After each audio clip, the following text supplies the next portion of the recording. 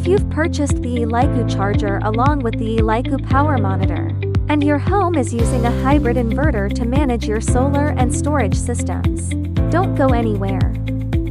This video will show you how to use the load balancing feature of the ELECQ Charger and Power Monitor to balance your household load and manage charging resources for your electric vehicle. Download the Partner app to configure, then use the ELECQ app.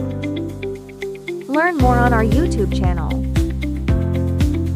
When using a hybrid inverter and energy storage system at home, ELECQ supports a solar mode that balances household loads by monitoring only the grid current. You need to install the power monitor correctly, connecting the power supply to L1. This is important. Then connect CTs from G1 and G2 to the main breakers L1 and L2. Next, we'll show a live demonstration of where to install the CTs. Here is the location of the main breaker inside the distribution cabinet. These are the cables for L1 and L2. This is a 200 ampere CT. Pay attention to the arrow indicating the current direction. It must not be installed backwards.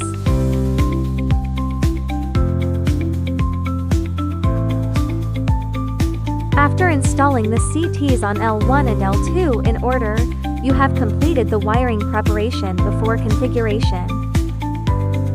Open the Partner app. Create new site. Site information will auto-generate. Follow the video to start the site settings. After selecting a load balancing mode, other necessary settings will appear. With solar mode, you have 3 options: only solar, solar priority, and unlimited. Only solar will charge only using solar power. Solar priority will use solar power first, and generate from the grid only when it cannot supply the minimum operating power at 6 ampere. Unlimited allows chargers to operate at maximum power.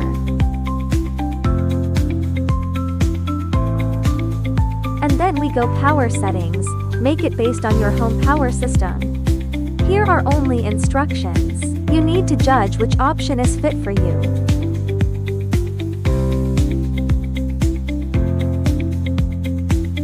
It is important to pay extra attention to the current sensor options.